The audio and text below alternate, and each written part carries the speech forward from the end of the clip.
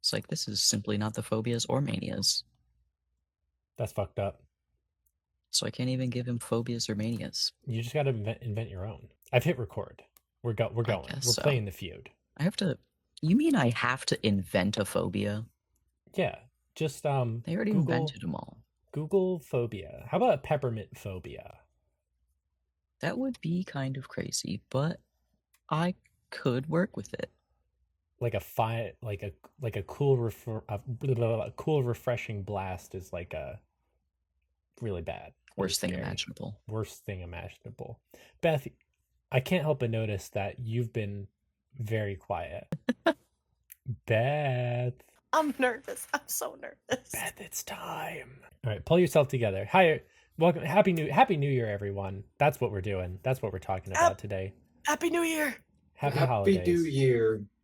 I'm sorry. I'm trying to coordinate McDonald's right now. That's right. It's my turn to get McDonald's. What the fuck? Yeah. I know. You're not going to get anybody else any Macs? No. No. No, I already asked. He said he wouldn't get me any, even though he knows where I live and I'm not that far away. Yeah, dude, it's not that bad to deliver it, like 600 miles away from where you are. You could just, throw me a burger. Mm-hmm. Just toss it real quick. Yeah. Just, throw it right over there. Just right over the fence. Yeah. Mm-hmm. I'll get back to you on that. I'll see if my throwing arm's going to be strong enough. Oh, I got my gloves. My little... Stylish. Do you guys like them? Stylish. Yeah. I do like your fingerless gloves.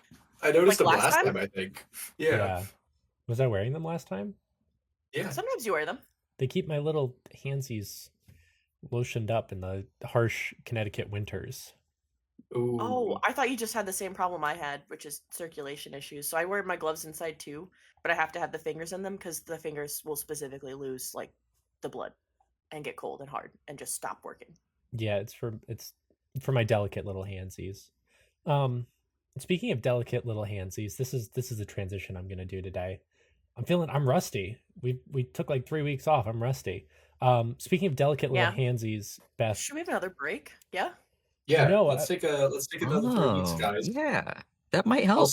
I'll see you guys in 3 weeks. Yeah. All right. Bye. That's a worse segue than what I had planned. That's not funny, everyone. That's not funny. Okay, you can't all just leave. 3 weeks, just like that. That was crazy. I feel more prepared. I feel ready to DM even. Unless, Max, you want to DM, in which case I'll give it back to you. Speaking of delicate little handsies, Beth, what sort of adventures do you have for our delicate little friends today? All right, everybody. Welcome to this shit show I've prepared for all of you. Do you remember that time that we had it was really fun even. What do we call it? 2.5? Do you remember that? Yeah, Beth, I remember the dissolution of order. Yeah. Well, I'm bringing that back because this, guys, I've prepared for you a little slice of heaven. Well, the little slice of heaven. The only slice you'll ever get. Is that the subtitle? The only slice you'll ever get? Yeah. That would actually be... Do you have episode names prepared? Because I'd like to nominate the only slice you'll ever get. I did and I didn't. I didn't know if we were going to do episode names or not, but I do like that as a name. We can definitely put that in. I was going to say, I was going to call this episode The Rupture, just because Atticus got semi-raptured last episode, and I wanted to make a joke about that. That's fine. But we also named the song that, so maybe we can just... I'm just going to make a note. Let's just go full Rupture branding. Rupture. Yeah, The Rupture. Okay. All right. Well, I don't know if any of you guys remember last time, but we ended our last session with the 3 main characters of Season 3 getting whisked off to time. Meanwhile, Atticus, Anderson, and several other NPCs were delighted by a beautiful show as a giant hand punched through the sky, grabbed Atticus, ripped a hole in the sky. Anderson said, fuck, and walked through it, and then it closed. Yeah. No, I think Yeah. that's good. Well, See, great. So, I would just like to say, hang on, I'm sorry, Beth. I'm sorry. oh, okay. I'm I sorry. feel like I've trained you well No. to deliver recaps because I didn't have to do that. And you didn't even ask. You were like, Yeah, because I can do this. it's been at least 3 weeks. It's been about 3 weeks, yeah. But that's okay, because I also don't. I really don't want anyone to introduce who they're playing. I would like that to unfold as we go along.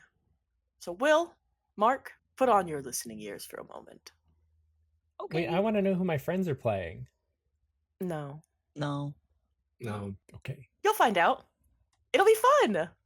All right. Speaking of fun, that's where we're opening in the fun room. So, Anderson, you walked through that portal, delivered your sassy line, and you didn't look back. And you also didn't look forward because you whited out pretty much instantaneously as you stepped through. Nothing really makes sense. It's almost like what you might imagine a sense deprivation chamber is like. I forget what that's called. Like where Sensory you're like, deprivation chamber, yeah.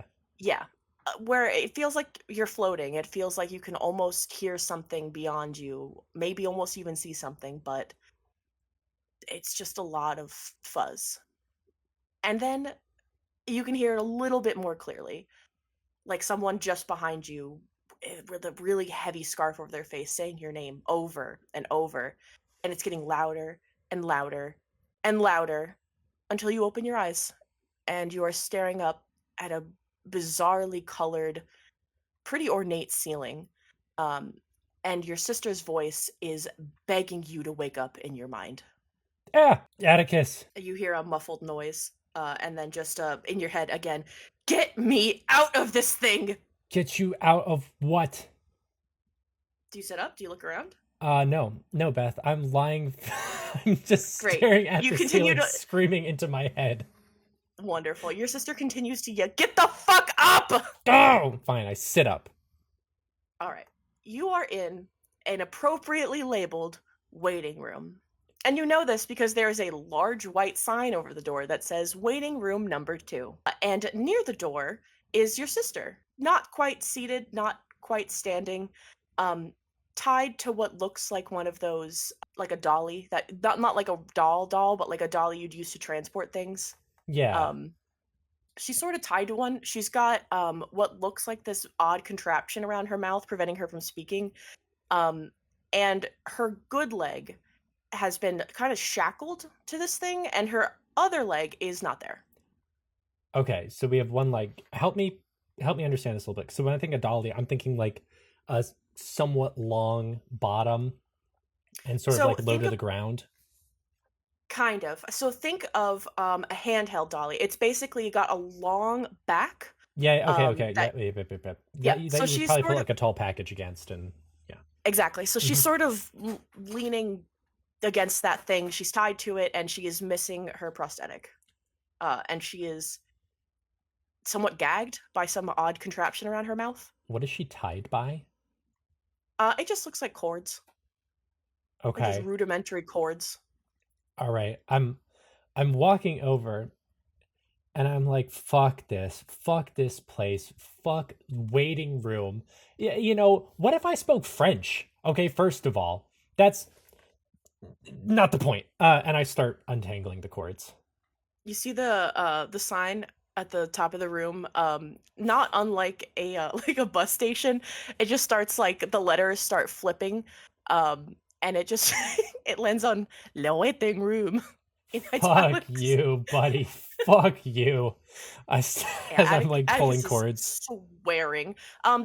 Make a strength roll for me. Oh, good. That would require the use of dice, which I have. Where's my character sheet? Where is your character sheet? I'm sorry, everyone. Bear with me here.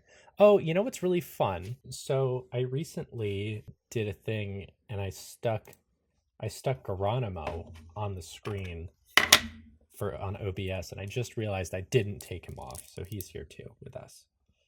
Okay, That's all right. starting off with an extreme success. Wonderful. All right. To your and Atticus's mental surprise, you do manage to just rip these cords off of her. She's still shackled to this dolly, and she's still missing a leg, and she's still muted. But she grabs you by the arm and looks at you with intensity and says, "How do we get out of here?" I don't know, but we gotta figure this shit out. Atticus, we just avoided the apocalypse. And while I'm talking, I want to try and can I try and grab and remove mouthpiece? Roll strength. Okay. I will let you know you will have to get an extreme success to remove this thing. I This got a thing hard is, success, so I'm just tugging. Oh wait, this is Pulp Cthulhu. I'm going to use 8 points of luck. Okay. So Do that you have 8 points of luck? yeah. Why? Oh, okay. Do you doubt me? Yeah. I doubt Anderson. Sorry. So you with another really hard tug, you snap this thing off. It's metal. It honestly just looks like a band and like a metal ring.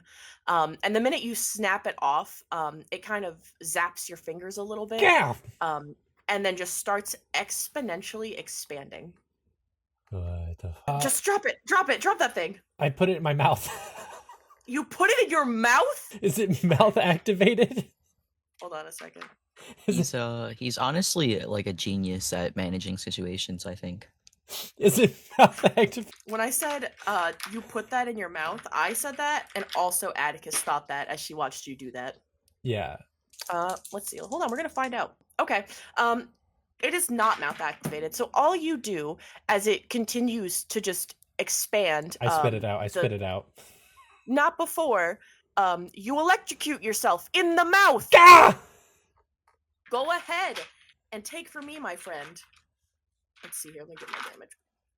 2 points of damage as you slightly burn your tongue.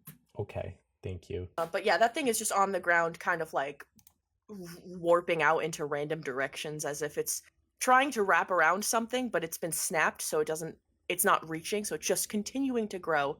Atticus looks down at that, looks at you, looks around.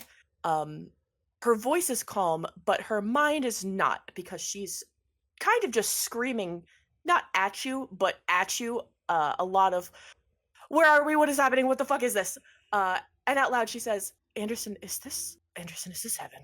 Yeah, no, it is. That's why I'm filled with rage, but not particularly worried about this rapidly expanding device. I feel like heaven has a way of just they don't get shit, and it sucks. What? But I don't understand what they would want with me. I don't know. We're just okay. Listen, let's make sure we understand each other here. Okay, we have to get back to 1930 whatever, Where the rest of the people are, and not where the harvester is. Right. I'm with you. or hell, I'll take the 1980s. I'll take the 1800s right now. But this place is gonna be fucked. All right, that thing's coming for everything. How did they find us? Wait, okay, that's it. You're right. You make an excellent point. You're completely right. I thought we were in the wherever the hell we were. Not home. Not now. How the fuck? Where are we? She just bangs on the door. Can I go over? I want to grab the dolly. Okay, she's still attached to this Yeah, thing. and I'm fully aware. I would like to start dragging my sister around and try to open the door. Okay. She's at first she's like, "What the?" And then she just lets you do it. Whee! And then just punches the door. But it is locked. Do. Anderson does not have locksmith, nor do I think he would have the tools. So, this is. Hey, anyone there? You hear a lot of silence, a whole lot of nothing.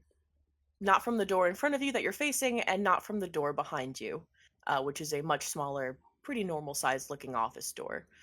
The door in front of you that you've been pounding on and angry at is a large double door that's underneath the waiting room sign. Okay, I'll try the other one.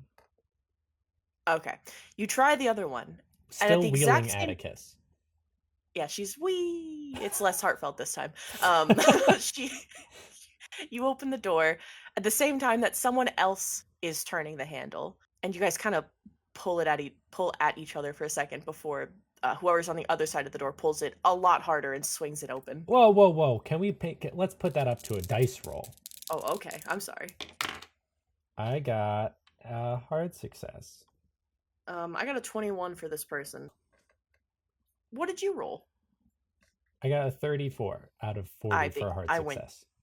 No, I win. I beat you. Actually, I win. All right. Well, the person pulls the door out of your hands, and kind of stares at you for a moment, and then slips in to step inside behind you. I'm gonna ask you to roll no to see if you recognize this person for me, real quick. Could you picking up the tools of the trade? No, I don't know this person. Okay. In front of you is a almost starkly tall woman. She looks easily like she could be 6.5 to 7 feet tall, given that she's also wearing heels. And this long black dress with a brown coat and a little hat, and she looks down at you, and then looks over at Atticus, and then back to you, and she says, "Oh no, oh, man." Hey, are you with Heaven? Can you turn off the rapidly expanding, electrifying mouthpiece? What? Wait. She looks past you into the thing on the floor and goes, "No, I'm sorry. I'm just supposed to bring you two in. What are you doing here?" Waiting, obviously. Can you not read Le Waiting Room? She looks at that. What? You're not even French. It doesn't matter. Okay, I guess just follow me, I guess. You don't know me, woman. I do too. I met you, I don't know, was it 3 weeks ago? I think I would remember meeting a dangerously tall woman. At the gates of heaven, you guys were yelling about getting into the gates, and you got sent to I think you got sent to the reconditioning chamber. I don't know. You stopped yelling, wrong and your guy. friends kept going. Nope, that was whatever you're thinking. No, not 3 weeks ago. Where are we going? Where's Abner? I need to yell at him. Okay. She takes a deep breath, plasters a smile on her face, and with both hands twists the door handles of the double door and swings them open. Walks inside and gestures for you to follow. Okay. I'm still pulling Atticus on the dolly. Atticus passes this woman. She's like, "Fuck you, lady." And Yeah, hey, we're missing a leg, by the way. The lady looks down and she says, Did you not come in with that?" She had the leg. I did, Atticus says, "I did indeed have 2 legs. One of them was fake, but I had them." Yeah, I have a fake leg too, and mine's still here. Tall lady looks at you both and says, "Well, if I find a prosthetic, I'll return it to you, but..." Oh, that's just like Heaven. You know, oh, come to Heaven, you gotta get a job. You lost something? Too fucking bad, I guess. She nods. She's like, "Yeah, honestly, you're right. Come on, let's get this over with. I guarantee you, I don't want to be here just as much as you don't." I strongly doubt that, as I'm pushing Atticus through. Which leads you guys down a hall. This hall is just as ornate as you remember Abner's throne room being. Tall ceilings, white marble everywhere. For as neon and lo-fi as everything was about Heaven, the interior of this area is pretty like classic monarchy. I like monarchical. Monarch. I like Monarch. It's very monart, very very gilded. Very regal. And she, again, this woman pauses the door, takes another deep breath, and pushes over an even larger set of doors and says, "Now announcing, now arriving, Dandara Lane," and she looks back at you two. "Summoned company," does a deep flourish and a bow at the waist. All right, in front of you. Can I? Oh. I want to like push the dolly up and lean over and be like, "Hey, Dandruff, listen. What if you just got us out of here? I can help you out. There's something really bad coming." She turns her head towards you and says, "Oh, you don't know the half of it." Oh, I think I do. And right at your feet, where you're I'm sorry. As you're sort of have your head inclined toward Dandruff, a pair of feet just enter your view. They are, they're purple. They're massive, and they lead up and up and up to your old friend Abner, who's standing over you, staring down with an intensity not unlike the last time you saw him. He's still massive and robed in these like beautiful white robes. And his face still looks like an odd amalgamation of many different faces all at once. Abner, I am almost really happy to see you. Now listen, all right? Quiet. Silence. Anderson Basil Rivers. Oh, not the full name. I do not remember inviting you. Oh, Atticus Oh. Parsley Rivers. hey, wait, that's right. Welcome. No, fuck. Dandara, will you please remind our guests about our laws, our rules here? This is heaven, after all. Anderson Rivers. If you'll give me a moment. And he leans down and just picks up Atticus, dolly and all, and starts walking off. Whoa. Hey, buddy. Dandruff grabs you by the arm and says, I wouldn't. Just... No, lady. Can I try and shake her off? Sure. A hard success. Okay, you shake her off. She doesn't seem to put up much of a fight. She just gives you this complicated expression as she watches you walk further in. Oh, I'm not walking. I'm running. I'm saying, Abner, you piece of shit, listen to me. You owe me big. He turns around, having said something, Atticus's face is white. And he turns and looks at you again and says, "It is quite rude, not only for you to invite yourself to a private meeting, but it is even more contemptible for you to interrupt an entirely private conversation between your sister and I." I fold my arms. Oh, go ahead. Finish your thought. If you would like the outcome of this to be pleasant, I'd recommend you mind your mouth. Yeah, well, you know what else isn't polite?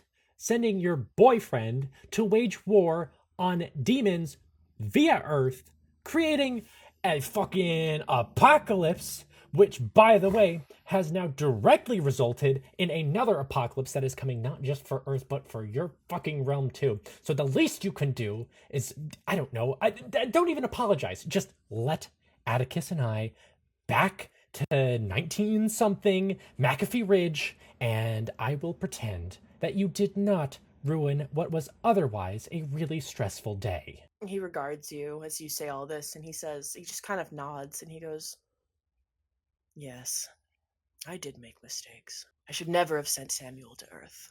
I never should have tried to intervene. I don't know why I tried to help any of you. But not to worry. That's why Atticus is here after all. We are going to right our wrongs. Aren't we, Atticus?" Atticus is, and even in your mind, deadly silent. No, you're gonna right your wrongs right now by sending us back. He squats down till he's almost on your level, and he says, "And why, in any world, would I be inclined to help you in any reason, any manner? Because the harvester entity is here. Is Abner. not real. My name is Lord Abner. You may call me Your Majesty. You may not address me as if you know me, little human. Buddy! You are one of the only living humans to ever have graced heaven, let alone these halls. So if you would like to remain a living human, you will mind yourself." Check anything. Check your sources. Check your messengers. I'm not lying. I saw the red mist. I met someone who I think is actually just the harvester. Listen, if you want another, group of people to do this, to help you right whatever wrong you're doing, I know a great group of up-and-comers. They're called Team Bouquet, and you would love them. I think that if you just got them here real quick, they could probably solve whatever problem you're having. Shakes his head, rolls his eyes, and snaps once. And a small viewing screen near you kind of flips into view. And it's an image, a live image, it looks like, almost a video of the people you left behind just moments ago, staring at the sky, one of them wondering, what the fuck was that? And Abner kind of stares down with you and he says, "Well, Earth looks fine to me. No, fast forward Snaps his- 100 years. Snaps his fingers and starts walking away again. Says, you know, Atticus, for thousands of years, we have catered our home to humans that we deemed a good fit for heaven. We opened our doors, we made you homes, jobs, we even invented food and hunger here, just for you. We gave you all a purpose here in our timeless domain.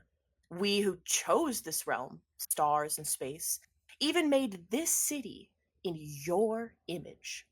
Longer than you can imagine, we have been selfless shepherds.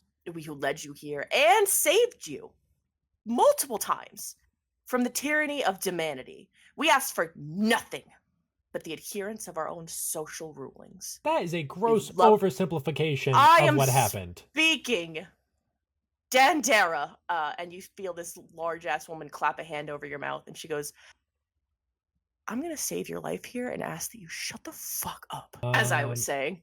Oh, okay. please, if you want to be dumb, go for it. Let's see how dumb Anderson's feeling. Okay, he resists the temptation to bite the hand. Okay.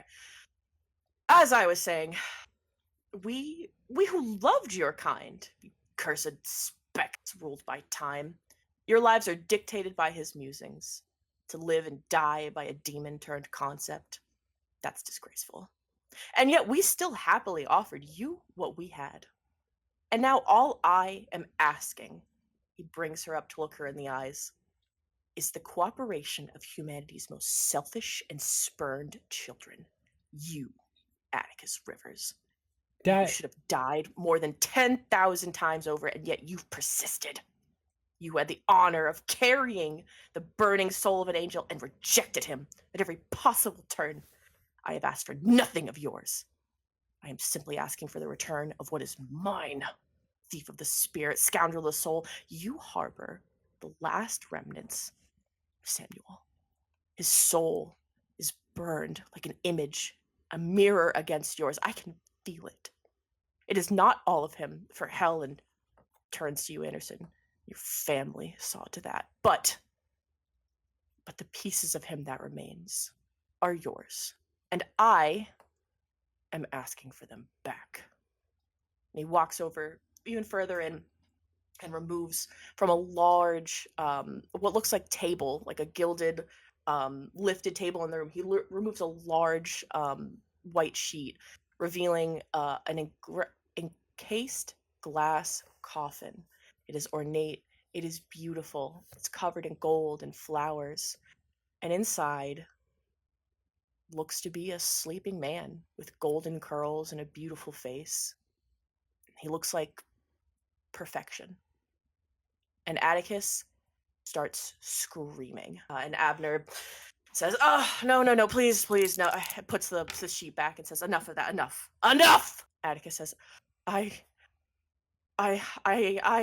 don't know what you want. I'm not going to help you. I'm not. That thing is a monster. That thing was a monster, and he almost destroyed this world. And let us go. Just let us fucking go. And Abner just watches. Yeah. Okay. I'm gonna wait. He puts her down. He puts her down. Puts her down gently on the floor. Doesn't drop her or anything. Just puts her down, and walks back over to you. Makes a motion, and Dandara lets you go. Takes a few steps back. She is, by the way, not that it matters very much, shaking. And he walks back over to you. And as he walks, he slowly starts to shrink until he is about your size. And he looks at you and he says, okay, Anderson Basil Rivers, you seem like a very stressed out, very angry man. Would you say that's accurate? Abner, just put us back, please. I think perhaps you would have benefit from being born an only child. No. I think perhaps your sister may not have been a good sister. Hey, wait. Perhaps wait. Even your family is just a little too much for you. Don't you think? Maybe being a father wasn't really your calling. That's easy to fix. Fuck. I look at him and I say, Just because you fucked up doesn't mean you've got to make it everyone else's problem. Just what do you think you are? You think you're some sort of god? All right, I saw God. Abner, your threats, maybe they're not even threats, maybe they're delusions, but they do not fucking frighten me. All right? You can do whatever the fuck you want to me, and I promise you, I will come out on top. He cocks his head a little bit to the side and smiles so condescendingly. And he reaches out to touch your cheek, and like a little zap, like a little, almost like a pinprick. But you don't feel any different. I do not want to break He's- eye contact from him as he's doing this. Okay. And then he smiles even wider and he goes, "So, tell me, Anderson, when's your birthday?" And you can't recall what your birthday is. It was maybe late December maybe. What did you... Fuck you. You see, Anderson, there's an interesting thing about the living. You are so easy to change. And it's not even that you have to alter or change or meld or morph or anything like that. It's even easier. You just have to delete So memories. when's my birthday? When is your birthday? Well, He turns back to Atticus and he says, "Atticus, she looks terrified. Face white, she's shaking, and she said, 'It's July 7th. Right, July 7th. That's, yeah. I was gonna get there eventually. He walks back over to Atticus, leans down to her and says, "So, I've asked your brother, how would you like to be an only sibling?" She said, "I'll do it. I'll do it. Don't fucking touch my brother." No, Anderson. Wait. Hey, No. hey. Anderson, be quiet. Do not touch my brother. I will help you. If you agree that when this is over, and he kind of brushes her off. Yes. When this is all over, I will be happy to send you home. You and your brother. I won't touch a hair on his head. I only need you. And she says, "Okay. No. Don't touch my brother. Yeah, Hey. don't touch my brother, and I will help you." Excellent! He claps. Excellent. This is wonderful. Perfect. All right. Claps again. Dandara, please send in the other two. And Dandy is behind you, this woman shaking. She looks ill. She said, "Your Majesty, this is heaven. You just blackmailed that." "Did I?" He says, "Ask for your opinion? You want to see your daughter again, don't you? Go bring in the other two." Oh, fuck you. He smiles, and this woman leaves. Hello, everyone. I have awoken from my slumber to bring you this regularly scheduled ad break. What is up? Thanks for listening to the first episode of A Little Slice of Heaven. It feels so strange. We have a new intro sequence. We have a new GM for the next, I don't know, probably 10 to 12 weeks. It's really exciting. It's great to be back. Happy 2025, everyone. Don't know how much I want to cover today. You know, it's the new year, new us, new show. Not really, but thank you for listening. Thank you for being a part of the show. Please remember to like, comment, subscribe. All that stuff helps us out tremendously. We had a lot of really good feedback on the Span of Secrets announcement, which if you haven't seen, please go check it out. That is our first game announcement, which is really exciting. So I feel like I should clarify a few points just to make sure everyone knows what's going on with that. Is it's going to be a free game that we're going to release. We're targeting the Windows platform exclusively right now. It's going to be put out on itch.io when it's done, and you'll be able to get it into your hands to play. It's going to be really exciting. It's going to be a linear title. I think that's what I wanted to update everyone on. But in terms of progress, we hope to do some pretty regular announcements. You guys in the Discord were like, I want to be drowned in like half-baked updates, and I love you guys. I don't know if that's a super great idea, but definitely hoping to share as much as we can when we can. if you want to know what we've been doing in the last week, we have been doing a ton of writing. Beth has been just nose down, blasting out scenes. I've been doing some work on our dynamic camera system that's going to make the cutscenes pop. It's going to be really cool. So stay tuned for that.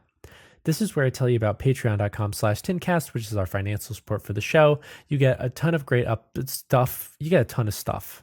It's a ton of stuff. Every month you get an extra episode. Right now we're doing I Spy, and I've actually owed 2 different episodes to do a little preview on. So at the end of this episode, catch a sneak peek of I Spy Part 2, and then next week should be I Spy Part 3. So a lot of good stuff there. And of course, we have to thank our $10 patrons, Mango, Amanda Krondar, Morgan Wolbrant, Emil Naderna, Charlie Rose, and Marco Malmstrom. Thank you guys for your continued support. It means the world to us. Anyway, that's probably it. That's probably all I want to say. Let's get back into the madness. I should have Beth do these. Beth, if you're listening to this, your days are numbered. Get ready for the ad breaks.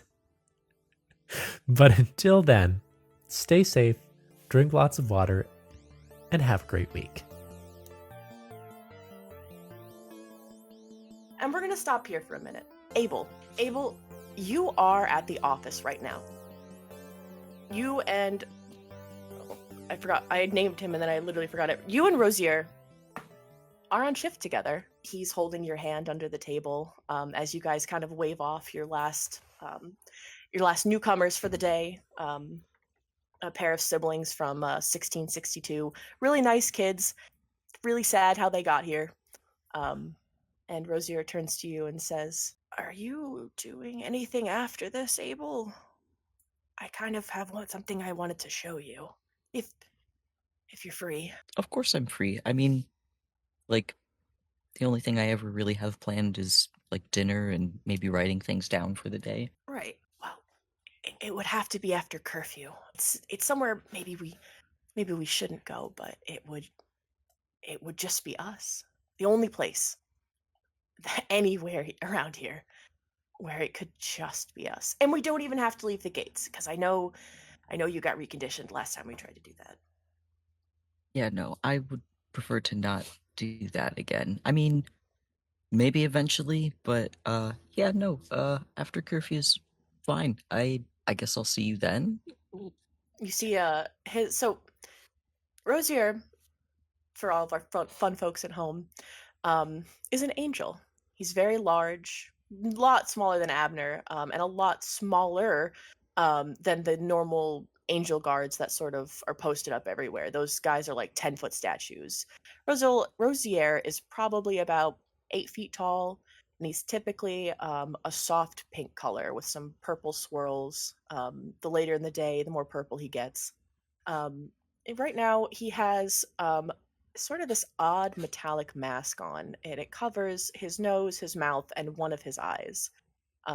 His 2 normally located eyes on his, I guess, the top of his head are still visible, but the eye on his cheek isn't. And you can tell from the way that his eyes squint, he's smiling at you. He brushes a lock of his own pink hair back, and he says, "All right, I'll come pick you up from your apartment." Sure, see you then. All right, you start walking out of the building together. He seems to be smiling a little bit. You're smiling, and then you're stopped. You, Abel, are stopped by a much larger green angel who looks down and he smiles. He's sneering. He only has one eye, no nose, and his mouth is much larger than it should be.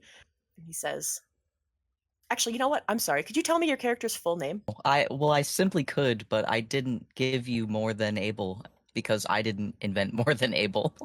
Wait, hang Do you on. wanna When were last names invented? It wasn't instant. Hold on. No, but Abel's from... Yeah, Ye olden Abel should have times. one. Abel should probably have a last name. When did surnames start being used? Oh, like 5,000 years ago. So you know, You should be like you should have like a Johnson or like a Schumacher. Like a Hold on. I'm about to look up the medieval last names generator from lastnamesgenerator.com. shout out to Load faster. lastnamesgenerator.com. Number of names 15? Sure. Give them to me. Let me see them.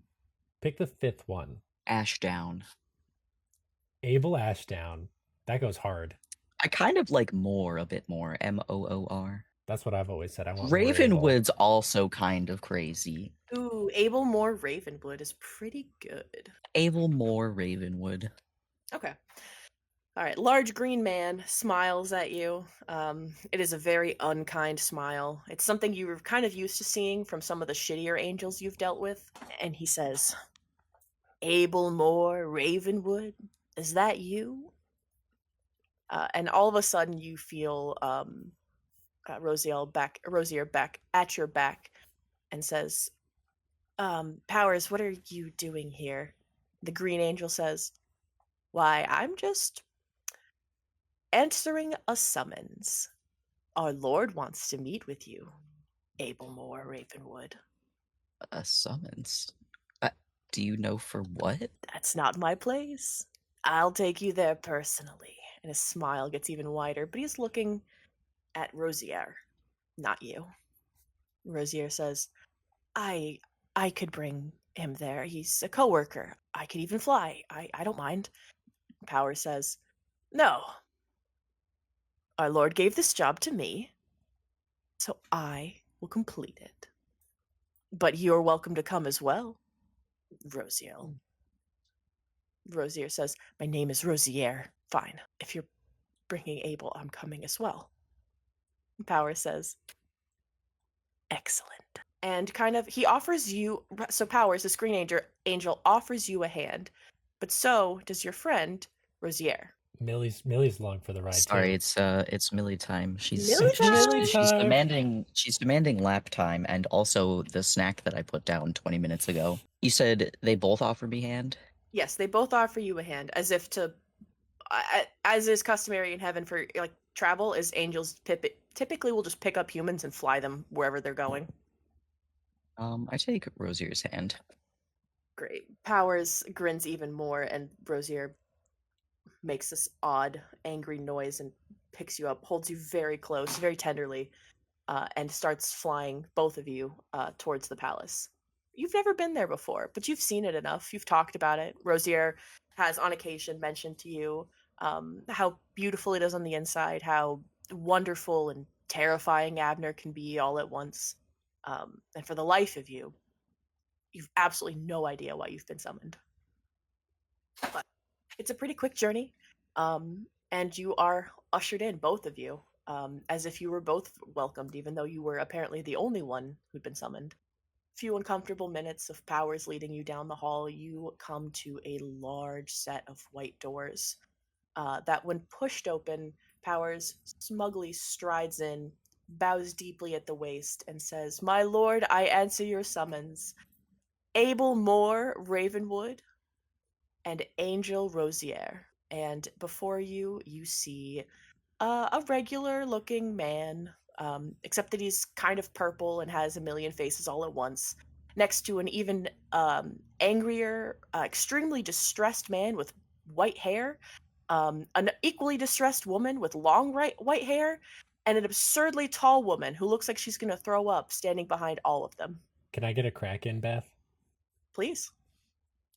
Watch out for his birthday removing powers. Atticus starts crying. Okay. Abner says, good. Perfect. All of my pieces in one place.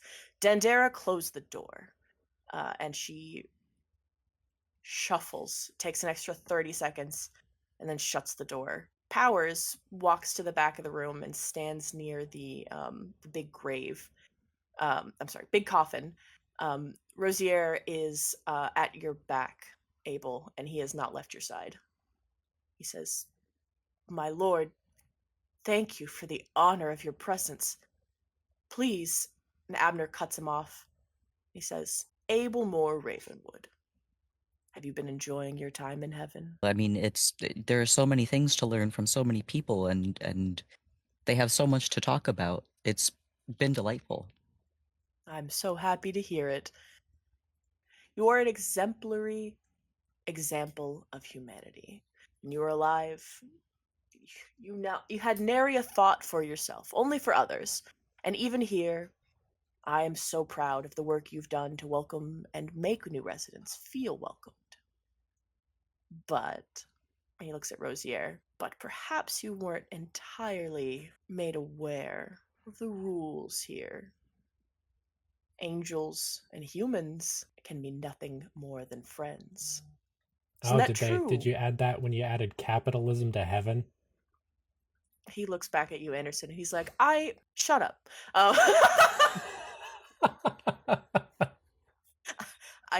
can't threaten you. I already made a deal with your sister. He says, now, Rosier, I know you know better. How can we fix this problem?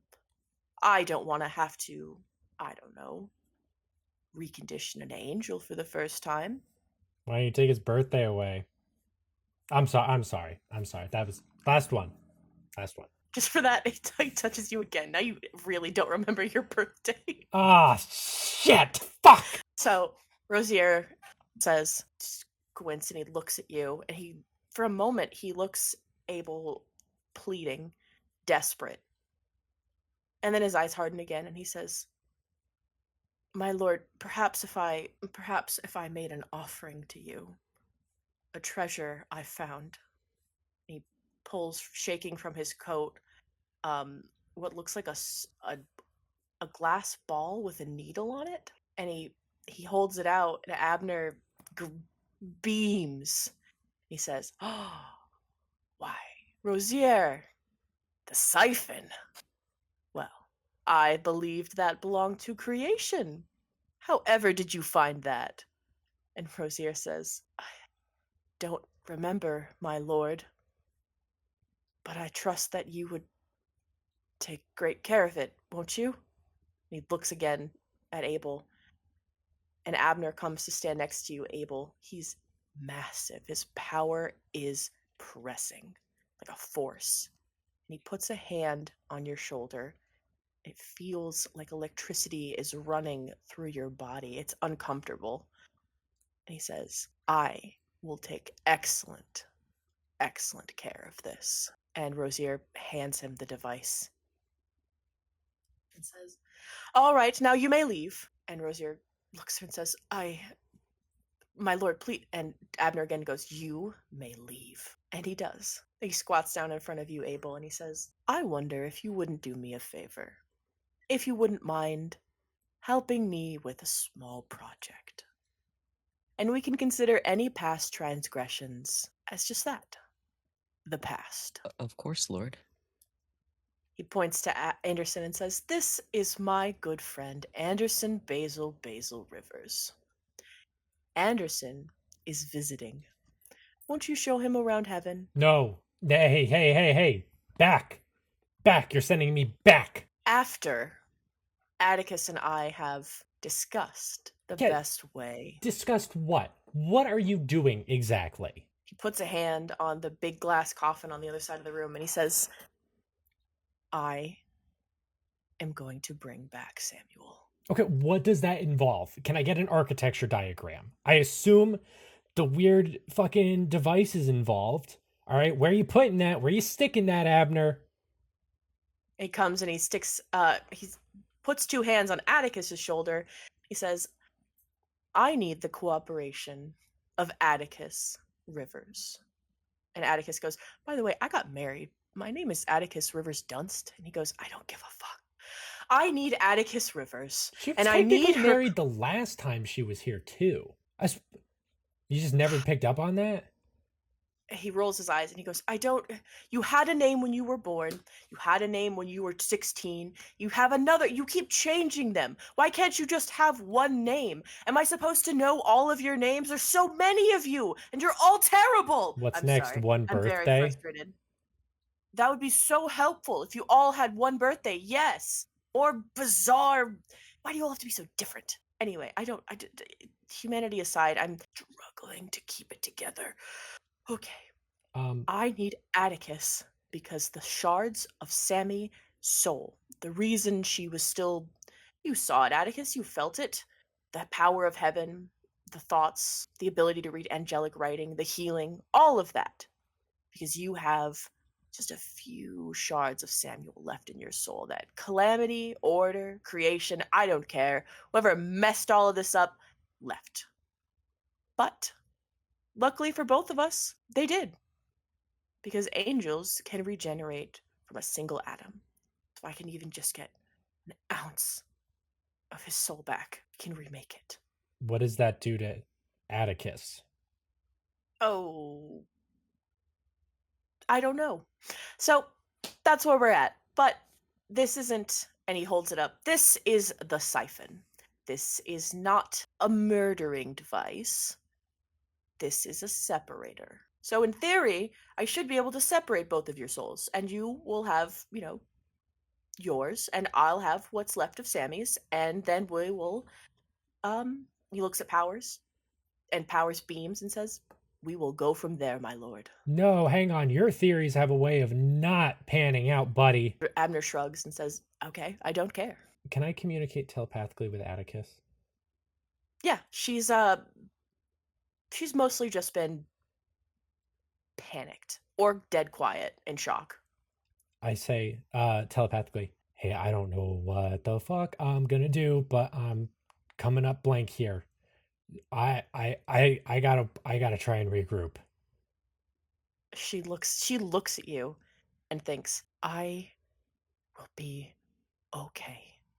Please, please, just let them do what they want. If I'm okay, then what's the harm? We'll go home. We can deal with the harvesting. I I'm want to leave." I'm like, nope, nope, nope, nope, nope. We are getting you out of there as soon as I figure out a way to. So I just need you to hang, okay? Okay. Right. What are Abel's pronouns? He, they. Okay. I look at him. I say, Mr. Morwood, a tour of heaven sounds delightful. Right this way? Lord Abner, a moment of your time? He looks over as if he's remembering you're still there and says, "Oh, yes, what can I do for you?" My apologies. You sent away, and they were simply, how I got here. Okay, sure. Dendera, and he looks over again at this woman who went from looking ill to looking furious. And she goes, "Yes, my lord." He said, "See to it that Abel and Anderson get wherever they please. Ensure that they have a nice time this week. If they need anything, you know where to go. And if once this is done, we can have that discussion you've been looking for." Dandera bites down hard and through clenched teeth says, "As you wish. Please, follow me." And I makes to follow lead her you. with hesitancy. She makes to lead you both out as Atticus, Powers, and Abner disappear into the distance. The doors slam shut behind you, and you are standing alone in this hallway. Well, not alone, because Rosier immediately makes a break from behind a pillar to grab you, Abel, and give you a big hug. Oh my goodness. "I'm so sorry. I'm so sorry. I'm so sorry. I didn't know he was going to summon you. I thought this was just me. I'm so sorry." I mean, that's okay. "No, it's not okay. None of this is okay. I This is wasn't aware that he was so scary, but hey, He's usually not. And Dandera cuts in and says, "He's insane. He's been insane ever since the whole Samuel thing went down. Sammy, We're not allowed to call him that. Not anymore." that was his name. Made a big stink out of it, too. okay. "You knew him?" Yep. Turned to dust and flew to town. That was us. We did that. I'm unsure what that means, but all right. I also don't know what that means. Last time Okay, well, listen. I have been following him because he locked my daughter out of heaven and said that if I helped him and worked as a secretary for a little while, he could be persuaded to make an exception. but all he's doing is blackmailing people and stealing things, and now he's going to Frankenstein a monster together. I'm not on board for that. Are those things allowed? She looks at Rosier, and Rosier looks at the two of you and back at Anderson and says, I don't think so, but Abner's king, so what are we gonna do? And Dandara says, I have an idea. Let's fucking leave. This place is a jail. This place is a fucking prison. I've been thinking about this ever since I argued with, and she points at you, crazy pants, at the gate a few weeks ago. I don't know how, but I know where to start. My brother and I have been thinking about this weeks. I know many people who can't stand it here. This isn't heaven. This is a fucking prison. In fact, I wouldn't even be surprised if this was some kind of hell. And Rosier says, this isn't hell. And Danny says, I don't care. Okay?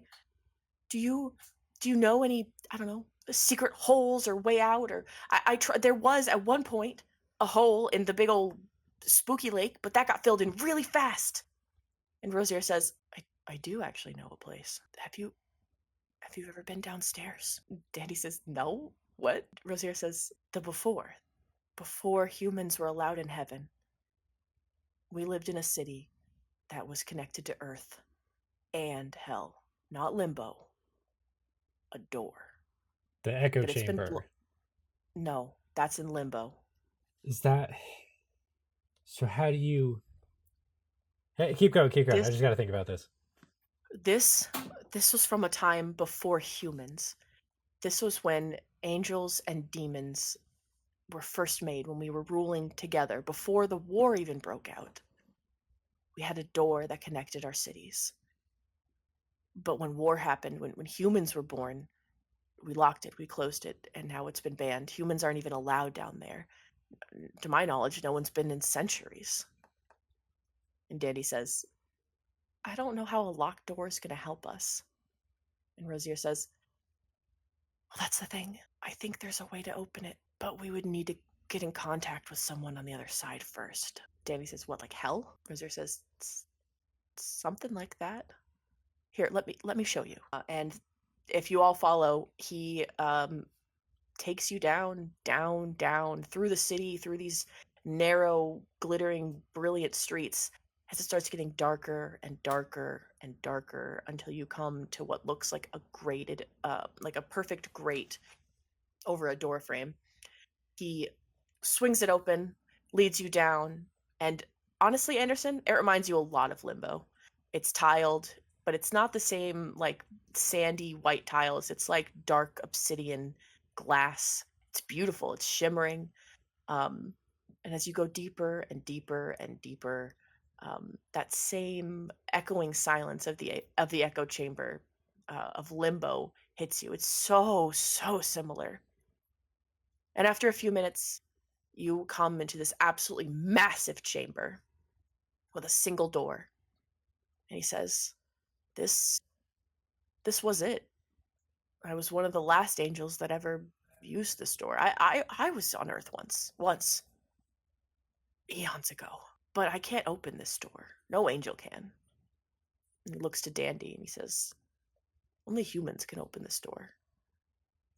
You guys just have a door? Like a human can open door? He looks at you and he sighs and he says, first of all, I didn't design this, okay? We had a door that connected different dimensions.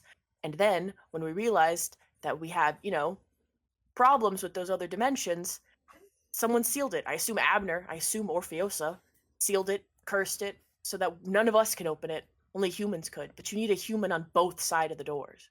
And there's no one on that other side. I don't know how we're going to open it. And Dandy says, have you even fucking tried? Watch. And she goes to jiggle the door handle. And to the surprise of absolutely everyone, Not me. the door opens.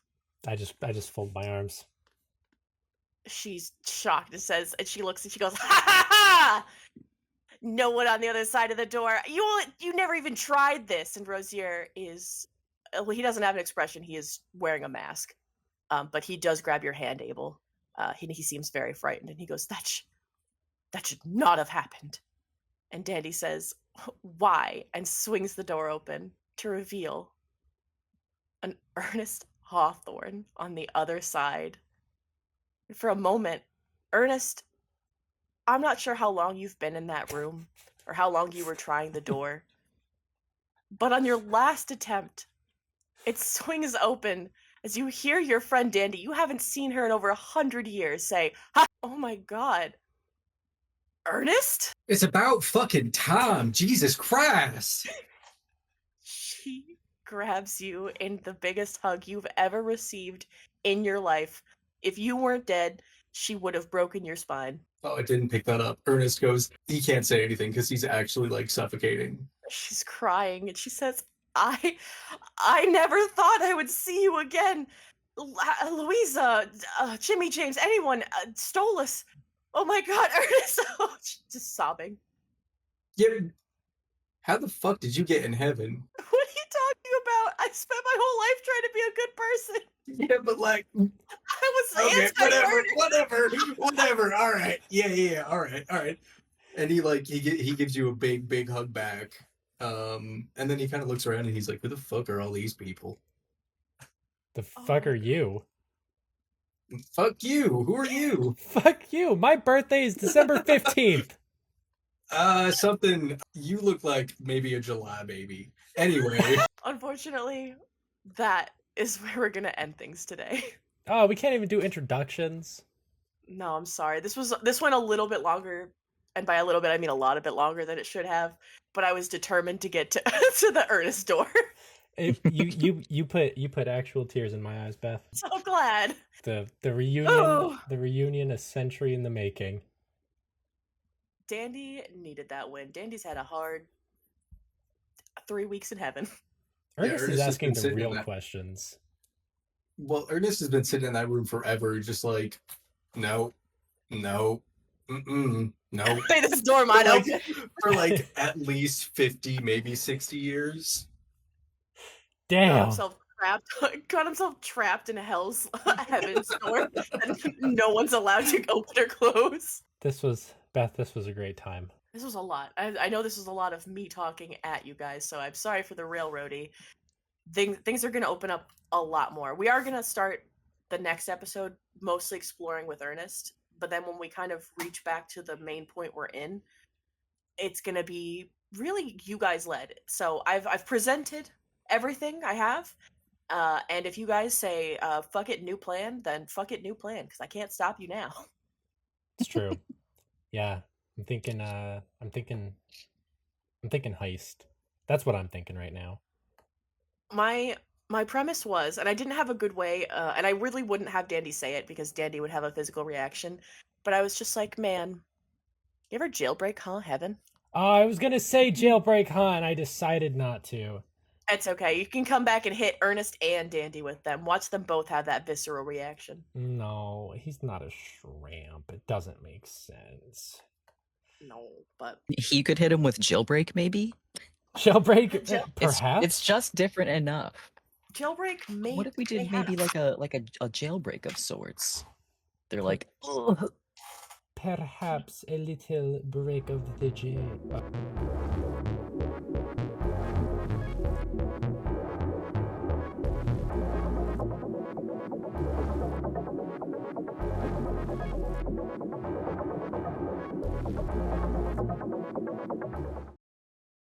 In the doorway are three very dirty people standing in a room that looks like a really nasty like bathroom, and they freeze, and then all three of them pull guns. Team 2's Whoa! alive! Wait, guys, hi! Oh my god, we're Team 1! I'm crouching down behind the desk and I'm like, oh, whoa, we're just doing a school project. What's all that for? Let me describe these three people for you. It's three women. Two look like remarkably similar, with very, very long, pale, blonde hair, and very fair skin.